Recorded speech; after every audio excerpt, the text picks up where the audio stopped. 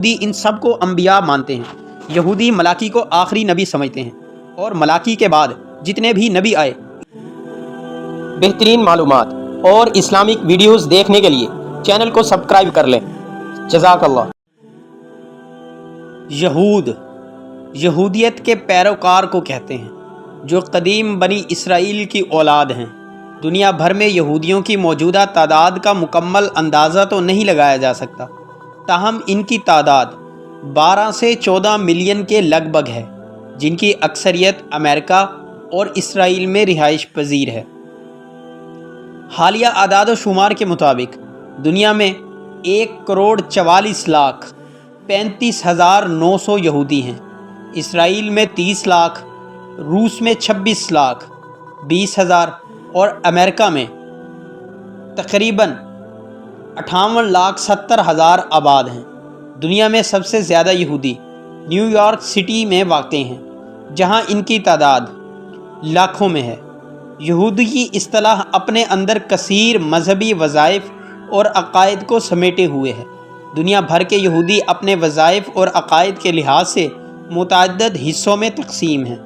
ایک تحقیق کے مطابق یہودیوں کی اکثریت خدا میں یقین نہیں رکھتی، وہ زیادہ تر ملحد ہیں۔ ابراہیم علیہ السلام کے 2 بیٹے تھے، اسماعیل اور اسحاق۔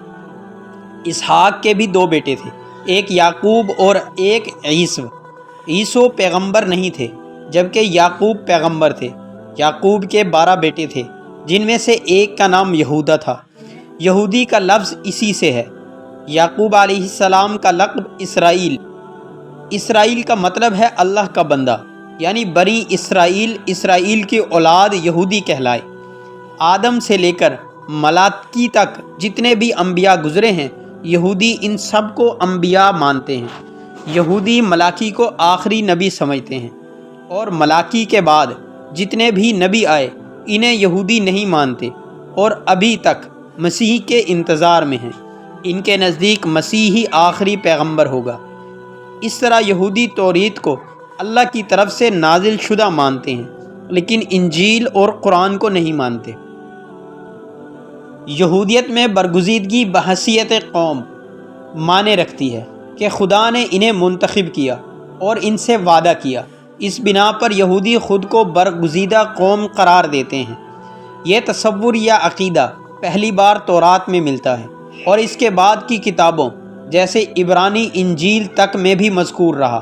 خاقانی ادب میں اس خصوصیت پر ہے، بے شمار مواد اس پر موجود ہے۔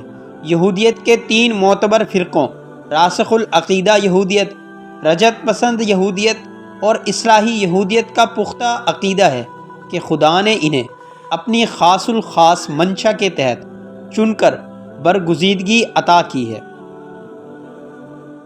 یہودیت توحیدی اور ابراہیمی ادیان میں سے ایک دین ہے، جس کے تابعین اسلام میں قوم نبی موسیٰ یا بنی اسرائیل کہلاتے ہیں، مگر تاریخی مطالعہ میں یہ دونوں نام اس عصر اور اس قوم کے لیے منتخب ہیں جس کا تورات کے جزء خروج میں ذکر ہے۔ اس کے مطابق بنی اسرائیل کو فرعون کی غلامی سے نبی موسیٰ نے آزاد کیا اور بحیرہ احمر پار کر کے جزیرہ نمائے سینا لے آئے۔ حالانکہ یہودیت میں کئی فقہ شامل ہیں، سب اس بات پر متفق ہیں کہ دین کی بنیاد بے شک نبی موسیٰ نے رکھی، مگر دین کا دار و مدار تورات اور تلمود کے مطالعہ پر ہے، نہ کہ کسی ایک شخصیت کی پیروی کرنے پر۔ 2006 کے اواخر تک دنیا میں یہودیوں کی تعداد 14 ملین تھی۔